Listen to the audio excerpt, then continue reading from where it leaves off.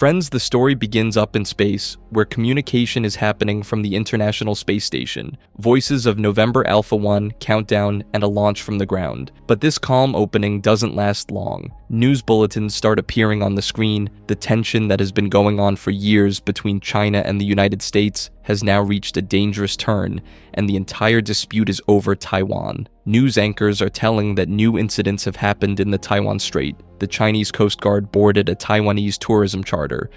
And all this is happening just before the inauguration of Taiwan's new president. Then breaking news comes. The White House has confirmed that negotiations between the US and China have completely broken down. The president has called an emergency meeting of Congress and has warned that a global conflict is imminent. As soon as US Speaker Janice Polanski returned from Taiwan, Beijing turned away from every dialogue, borders were closed, and a full military standoff was set up. The truth is that China has started targeting Washington. Talks with regional commanders stopped, military meetings canceled, Taiwan Semiconductor's chip supply wobbled, and US-backed tariffs added fuel to the fire. In central Pennsylvania, grocery stores are empty. In California, there's a mass vigil. People are gathering to pray. Then comes the moment that shook everyone's soul. The president issued an official nuclear warning. The UN declared a state of emergency, and there are rumors that martial law may be imposed from 9 p.m. tonight. In this very atmosphere, we reach a warehouse, where our hero meets his friends. Friends, this is Noah, an ex-military man who has invested his entire life's earnings in this place to start a new chapter. With him is his wife Ella, who wants them to leave the military life behind and move forward. Noah is sitting with his eyes fixed on the news.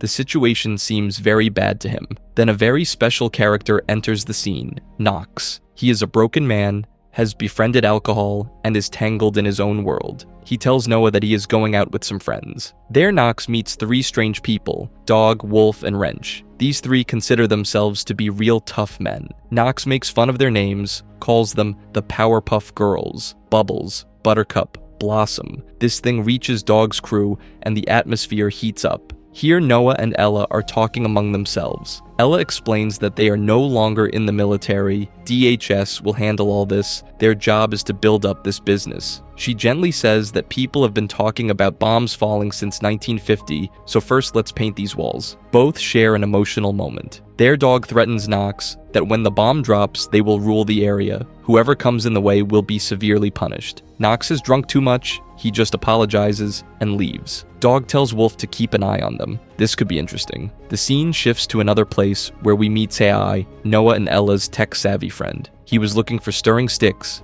but the sounds of news stop him. California's governor has declared a state of emergency, freeways closed, martial law possible from 9 tonight. Kai runs in panic and tells Noah and Ella, "It is decided that no one will go home tonight. Everyone will gather gear and supplies." Now audience, the story takes a new angle. In the news, it is also coming that blockchain intelligence firm TRM has confirmed that hackers have stolen crores of dollars of Ethereum crypto from a Japanese crypto exchange, one of the biggest single heists of this year. Hackers used public private keys and ledger wallets. Here is the entry of Atticus. This man is a dangerous criminal, sitting with his wife and listening to this news. A plan is spinning in his mind. He wants that ledger, a small USB that has $12 million locked inside. His wife asks whether he is sure that he is at the right place. Atticus says that Tommy had told him. His wife has doubts. Tommy is a total scumbag, how to trust him. There is a cold anger in Atticus's eyes. He says that people tell the truth when they feel you will kill them. He did not kill Tommy himself, but got him killed by someone else. Before dying, Tommy had drawn a map of the warehouse and given it. That is the very place where he used to launder drug money. Atticus has hired a man named Liam to cut the security cameras, but Atticus has not told Liam how much money is in the ledger. He has told very little. Scene cuts back to warehouse. Noah is reading DHS guidelines. Stay inside the house, stay away from doors and windows. If a bomb goes off, don't go out for 72 hours. Then a voice comes. Knox has returned, drunk in alcohol. He has lost his phone. Ella is angry. Noah sends him to sleep. Knox says that he is indeed a drunkard, but not so foolish as to die sober. Then he speaks a painful truth. After today, there will be nothing left called Taiwan. Here, Atticus is briefing his wife and her stepbrother, Hugo. Hugo has brought him a hamburger, and Atticus flares up at him. saying, "Shut up. Don't attract suspicion." Atticus also lovingly explains to his wife that Hugo is her stepbrother, at least he comes on time. Liam is cutting cameras at the warehouse. This is not their first theft. Inside the warehouse, in the news, it is now coming that people should secure their homes and businesses, put boards on windows. Noah, Ella, and Kai are sitting at a table analyzing. This will be an ICBM strike nuclear. Kai says the target could be Long Beach. 70 miles, just enough distance that a chance of survival exists. Noah tells that Aegis ballistic missile defense is an old system built in the 70s. Nobody knows what technology China has. They can launch missiles from phones. Then comes an emotional moment which is the heart of the story. Ella asks Noah, "How do you put up with Knox?" An old pain flashes in Noah's eyes. He tells that Knox and he were together in service. They had a third friend, William. William was Knox's best friend, and he was killed in the Battle of Fallujah. William's widow had given Noah a token and taken a promise that he would take care of Knox. Noah, William, and Knox, all three, were part of the 19th Special Forces Group. That's why when they started the contracting business, they named it Warehouse 19. Then the power goes out. Internet gone, TV dark. Only phone reception is left, and even that, who knows for how long. Kai goes to look for an emergency crank radio. Noah goes to check the breaker. There, Atticus, his wife, and Hugo have reached near the warehouse, but the place is not deserted. Voices come from inside. Atticus is shocked. He curses Tommy. A man comes out and asks, "Need any help?" Atticus says, "I'll handle this." The radio starts crackling and running. Symptoms of radiation sickness are being told. Sweating, abdominal pain, vomiting. Kai is shaken on hearing. Washing with soap and water is the only cure. Holy shit, this is really happening. Atticus tells the warehouse man his story, that he is from a cleaning company. A USB has been left inside, which has childhood photos of his son, more precious than the world to his wife, but the company name is asked from him. He dodges, calls his wife to check on the phone. Then a voice comes tearing through the whole world. Emergency broadcast. This is not a test. A nuclear attack has happened on the United States. NORAD has detected 12 nuclear missiles that are coming towards the US. The ground slips from under Atticus's feet. He tells his crew, "Let's move. The world is ending. Now you can do whatever you want with anyone." FCC broadcast is telling preparatory measures, wait 72 hours for the fallout to clear, stay as inside the house as possible. Inside the warehouse, Noah's gang is first sitting in the hall not taking it seriously, understanding it as another scare like Y2K, market crash, pandemic. But then the emergency alert system activates. This is a national emergency. Atticus's wife in panic shouts that he should come and see this. This is no trick question.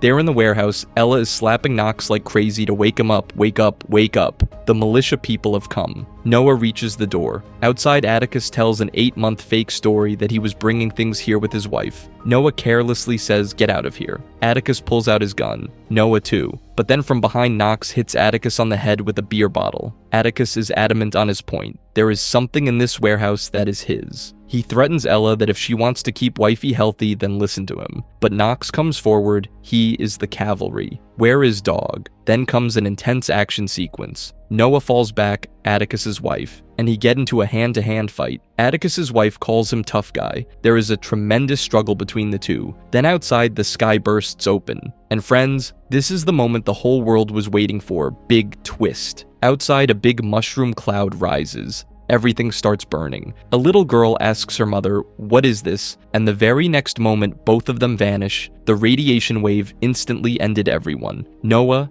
Ella, Kai, and everyone else fall inside the warehouse. A nuclear attack has happened on the United States. After some time, Ella slowly gets up. Outside is a scene of destruction. Noah says, "Don't come outside." There are tears in Ella's eyes. What has happened? They killed the whole world. Only we are left. Noah and Ella bring Kai back to consciousness. Kai is badly shaken. But now comes the most heart-shattering scene. Knox is lying wounded. He has taken the full radiation because he was near the window. He laughingly says that everyone's okay except me, so I am lucky I won't have to see this end of the world. Knox tells Kai to tell Ella and Noah, "Besides that big man, there are others too. They are armed, prepared. You will have to run." He apologizes, and then a thud sound comes. Knox has ended his own life himself before the slow death of irradiation. Kai breaks down. Ella runs towards Noah. He too is injured by Atticus's wife's bullet. How bad it is. There is no time. He gives Ella instructions. Barricade Kai in the tool room.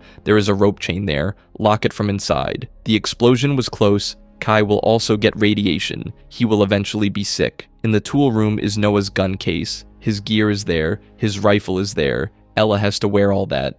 Noah has a plan. Their dog is talking to Wolf on the radio. Wolf reports that an occupied warehouse is visible and Knox is there. Dog and Wolf are en route. Scene shifts back inside the warehouse. Hugo has seen Knox's body and tells Atticus that there are others besides that man. Now Noah takes his return entry. Hugo, who is mentally unstable, with full screaming shouting, Allahu Akbar, attacks Noah. But Noah is trained. He puts Hugo down. Atticus's wife is shocked seeing this. She has lost a part of her family. Then Ella gives Kai a pistol. Kai refuses at first, but Ella says, "We have no choice. We will have to defend ourselves." Kai finds a strange weapon. Remember Noah's Deadpool phase? 24 inches of razor-sharp steel, a sword. He picks it up. Now Atticus, who himself is badly injured, comes to talk to Ella. Noah is hanging on. Hang in there. Atticus's tone has changed. He tells Ella to put the gun down. Ella asks, where will we go in this wasteland? Atticus says, we all are stuck together whether we like it or not. He could have killed hubby but didn't. His crew is dead, his wife is sick, his day has gone very bad. Can't we just chill? Ella angrily says, you shot my husband. Atticus says it was an accident, he had pulled the gun first. Then your friend hit a beer bottle on my face. Just have to press the trigger. Ella stops. Enough, damn it. Everyone is trying to kill each other. This is not good for anyone. There is only one way out of all this. Together. Atticus's wife shouts, pulling out a gun on Ella's husband, drop the gun. Atticus says his wife is bleeding to death. Ella can help her. In an emotional moment, Noah tells his wife, we had a good time, I'm not going to make it. Ella crying says, don't talk like that. Ella doesn't drop the gun, nor does Atticus's wife. Not a chance in hell. Then a voice comes from outside. Knox, you hear? I see your truck here. This is Dog with his gang. They are armed. Noah tells that they had a clash with the beer bottle guy on the road. There are 3 of them. Atticus speaks his truth. I had come just for the money. Ledger, crypto thing. Atticus's wife understands Noah is in very bad condition. Atticus says that his wife is sick because of him. Hugo is dead because of him. Now all this doesn't matter. There are armed people outside. Why they are coming is not known. We can sit here and wait, but if they are as much pieces of shit as they seem, then very bad things will happen with Ella and Kai. Better the devil you know. Atticus gives a proposal. Handle my wife. I will take your husband. Let's take him to the back. Ella agrees. Their Dog, Wolf, and the 3rd man are standing outside the warehouse. Seeing the corpses outside, Wolf says that a f***ing massacre has happened here. Dog goes to see. The 3rd one tells that he saw a big tatted out guy and a girl going inside. They were locked out. Dog says proceed with caution, kill anything that moves. Atticus's wife has bled a lot. Kai is also injured. Atticus, crazily shouting, Allahu Akbar, perhaps for distraction, comes in front of Wolf, attacks him, an explosion. Atticus runs outside. Noah is with Kai. Seeing Kai's condition, Ella asks, is there any treatment for radiation sickness? Kai says, just soap and water. The scavengers have come. Ella asks Noah, what do you do? Noah says, we're military contractors. She's a military tech advisor. Kai says, I am no soldier, just a tech nerd. Ella irritatedly asks how to get out of this situation. Tech nerd? Noah makes a plan. Bullets or less, no gunfight, we'll have to go in stealth. Kai says I can create a diversion. Ella stops Kai in the warehouse, goes outside with Noah and Atticus. Kai has to take care of both wounded people. Kai is scared but agrees. Dog, going inside, smells cigarette smoke and fresh blood. He calls out to Knox. Wolf is a bit scared, but Dog scolds him not to be a whiny little bitch. Now we will run the city. Whoever becomes a sheep, I will slaughter him myself. He tells everyone to split up and find valuable things. Scavengers spread out in the warehouse. One scavenger clears the back room. Then Noah comes in front. He gets a warning watch out, and in a quick encounter brings him down. Noah praises Kai. Good job, soldier. Wolf enters inside and catches Ella. Calling her pretty, he talks dirty. After killing your friends, we will have fun together. Then from somewhere in the middle, another scavenger says, die bitch. Bullets fire. Wolf is killed. Dog's crew is reducing one by one. Let's go, we gotta go. Even the scavenger's ammo is running out, just like mine. Now comes the climax. Dog tells Ella he likes feisty girls, then from behind Atticus and others come in front. Oh, hi guys. Atticus threatens her, I'll kill you. Dog is with a hostage. Tell him to press the trigger. You will die first. Atticus says not necessarily. Dog says drop that sword. Dog's sickening talks come out. He thanks them, those scumbag people. He had to kill his own crew eventually. You made the job easy. Now he is deciding which of the two girls he will take first. Ella, Kai, Atticus all are trapped. Dog says from now on, you girls will do whatever I say. No one is coming to save you. We will be one big happy family. He calls Ella Blondie and teases her. Asks, you dumb bitch, what are you smiling at? Then comes a final moment where everything flips. Ella's smile behind Dog is a hint towards a last stand. An attack happens from behind. Dog falls down. Ella says, babe, Noah and Atticus's team together finished him off. Ella is shocked. Why are we helping them? Someone says, lay down, he is wounded. Noah, who himself was on the verge of dying, asks like waking up, did I miss something? Ella says, a lot, fucking lot, but we're here, we're still here. Then comes a soft moment. Someone slowly says, I'm sorry. After a final battle cry, the warehouse becomes clear. Kai shows a small USB to Noah. This is the same ledger for which Atticus had come to burn the whole warehouse, $12 million. But there is nothing left in Noah's eyes, just blood money. None of this matters anymore. The final frame of the story is the most haunting. Someone is speaking on the crank radio. Is anybody out there? Did anybody else survive? Anybody? Hello? The voice echoes into the empty wasteland, and the screen slowly goes black. So friends, this was the story of Blackout.